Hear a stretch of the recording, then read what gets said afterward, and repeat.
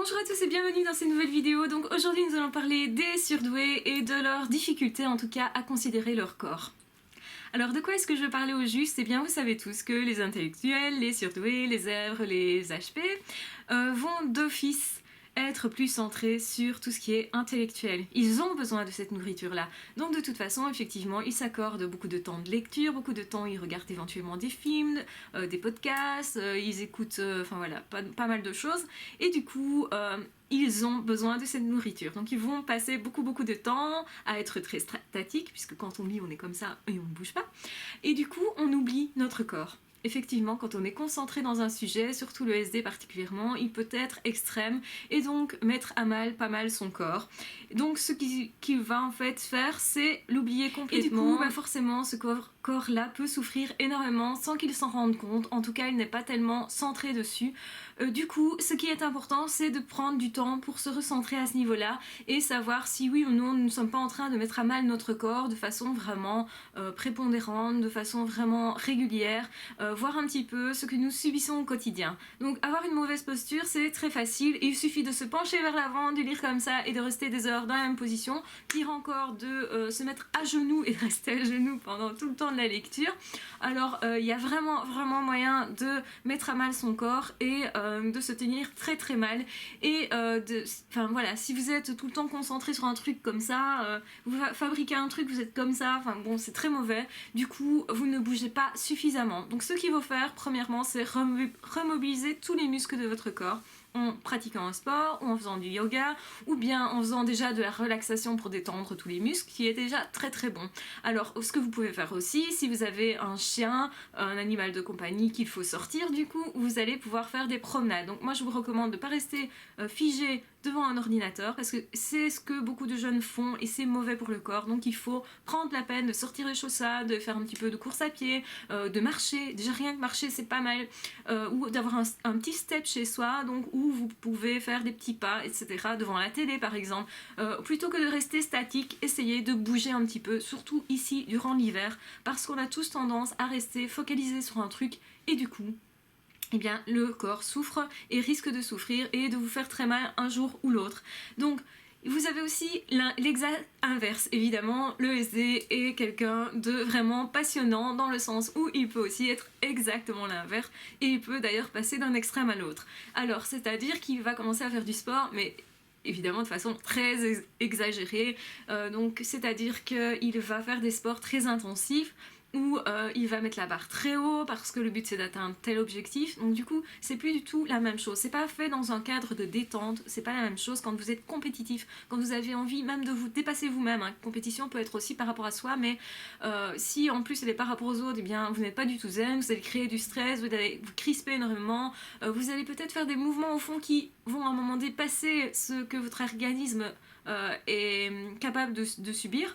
Donc autrement dit, le but c'est de ne pas aller trop loin, donc de ne pas rester inactif trop longtemps, mais pas non plus de faire des sessions intensives de sport, surtout si vous allez de l'un à l'autre, c'est encore pire. Donc ce que je vous recommande, c'est vraiment de faire la moitié des choses. Donc vous faites du sport, ok, mais faites-le zen.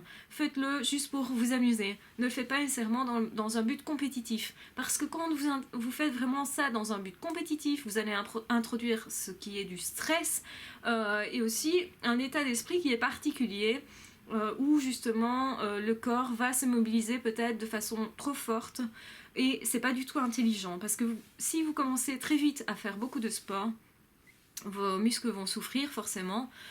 Il faut en fait habituer le corps au fur et à mesure, faire ça plutôt en douceur, sans se faire mal, aller plutôt dans le sens de je vais assouplir mon corps mais au fur et à mesure, ou je vais le muscler mais au fur et à mesure.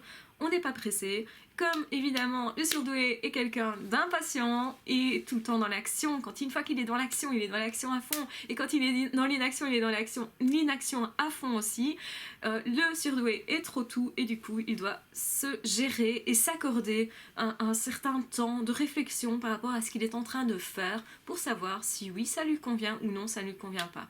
Alors évidemment beaucoup de surdoués vont estimer que le corps n'est qu'un véhicule pour transporter le cerveau d'un point à l'autre. Alors ça c'est vraiment l'idée la plus répandue chez le SD, chez le zèbre, mon cerveau doit être transporté de tel point à tel point pour faire telle conférence, pour écrire tel bouquin, pour... Enfin voilà, soit vous aurez compris qu'on me considère plutôt comme étant l'occupant d'un véhicule, mais pas du tout en faisant partie intégrante de ce véhicule.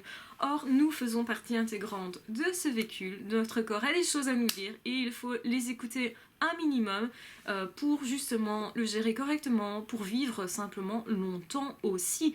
N'oublions pas que plus vous mettez à mal votre véhicule, si je vais dire, plus évidemment vous risquez aussi, on va dire clairement les choses, de ne pas durer très longtemps. C'est-à-dire qu'on a remarqué, généralement, il y a beaucoup d'études qui ont été faites, je ne vais pas les citer toutes parce qu'il y en a énormément, et puis je ne suis pas très bonne pour remettre les noms, les dates, enfin voilà, ça, c'est quelque chose qui m'ennuie énormément, donc... il y a des études qui ont été faites comme quoi effectivement l'être humain, s'il se ménage entre guillemets, donc c'est-à-dire qu'il ne fait pas des activités physiques super intenses mais qu'il en fait quand même, donc tout est toujours à rester dans la bonne mesure, hein. Si vous ménagez votre corps au point de ne rien faire, et ça c'est l'erreur monumentale qu'il ne faut pas faire parce que là forcément vous n'entretenez pas ce corps suffisamment en fait, et donc c'est très important. Si vous voulez aller loin dans la vie, si vous voulez vivre vieux pour ne pas le dire autrement, essayez de faire attention à votre santé, à votre état d'esprit. Nous sommes un ensemble de muscles, nous sommes un ensemble d'os, nous sommes donc un ensemble aussi d'organes, nous avons tout un métabolisme, nous avons une immunité à entretenir, nous avons aussi un bien-être intellectuel à avoir, et aussi au niveau du cœur, donc des sentiments qui doivent être gérés correctement. Ça veut dire qu'on est forcément face à des événements qui parfois dans la vie ne sont pas faciles et on est soumis à toute une série de pressions à ce niveau-là, et il faut chaque fois réadapter les choses pour que nous puissions nous adapter nous et que le corps continue de poursuivre sa route, comme l'esprit d'ailleurs. Donc essayez d'être le plus positif possible dans la vie parce que c'est ça aussi qui entretient la santé de votre corps et qui nous permet effectivement de vivre le plus vieux et dans un meilleur état d'esprit. Donc moi je suis pas très partisane de vivre vieille si c'est pour vivre malheureux. Et de toute façon je suis pas partisane du malheur de toute façon, je pense que vous l'aurez bien compris. J'essaye en tout cas de m'activer à tout niveau et par rapport à vous au niveau des vidéos et dans ma vie personnelle pour garantir le meilleur mieux-être et à mon entourage et à moi-même.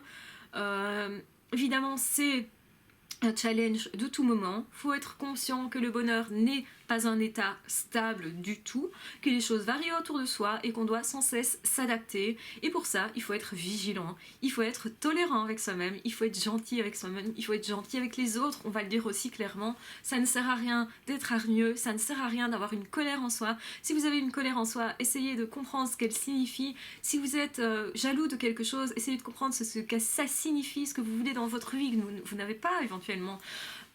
Et essayez donc d'aller de l'avant, de rester positif, de vous dire ok, même si cette journée ne sera pas géniale et que je sais que tout ne sera pas parfait, je vais la faire du mieux que je peux. Et déjà faire du mieux qu'on peut, c'est déjà pas mal, c'est déjà être positif. Et plus on est positif, et plus je pense que le corps s'en ressent, que notre santé va s'en ressentir, ne fût-ce que voilà, pour avoir une belle peau, des beaux cheveux, enfin voilà, il y a un corps qui a l'air quand même svelte, on va dire. Voilà, il y a beaucoup de choses à entretenir, et au niveau de l'alimentation, et au niveau de notre activité, qu'elle soit sportive ou pas d'ailleurs, même de la marche, pour moi c'est quand même une façon de bouger qui est importante. Donc ne restez pas assis, bougez, même si vous êtes devant un ordi, n'hésitez pas à sortir de chez vous, à prendre suffisamment l'air, à prendre suffisamment la lumière, à bien manger de façon équilibrée, écoutez si ce sont des bons aliments ou pas pour votre corps, on n'est pas tous fait pareil, donc il faut s'écouter pas mal, ne pas écouter ce que les autres font nécessairement, mais écouter ce qui pour nous est bon, quelles relations sont bonnes pour vous ou pas. Défaites-vous des personnes qui vous apportent trop de stress.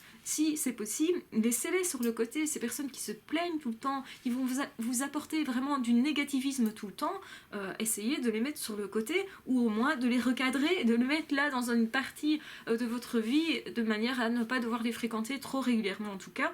Donc ça permet d'être bien avec soi-même, de rester optimiste, de rester en bonne santé. Partager des bons moments de bonheur avec les autres vous permet évidemment d'améliorer votre bien-être, et au niveau psychologique, au niveau du cœur, au niveau intellectuel aussi. Et donc motivez-vous aussi simplement à être curieux intellectuellement, parce que ça va vous motiver aussi, et c'est aussi un signe de bien-être que d'être curieux, que d'avoir envie de découvrir de nouvelles choses. C'est un signe de bien-être, et de nouvelles choses dans nos vies, de nouvelles expériences peuvent toujours nous apporter quelque chose d'exceptionnel. Je pense que c'est vraiment une clé du bonheur. Donc saisissez-la si vous le pouvez. En tout cas, elle passera tout près de vous si vous avez simplement conscience de ce qui pourrait faire ce bonheur justement. Donc voilà, je vous embrasse très fort, je vous aime très fort. N'hésitez pas à vous abonner à la chaîne si ce n'est déjà fait. Et on se retrouve très vite de toute façon pour d'autres vidéos. À ciao, bye bye.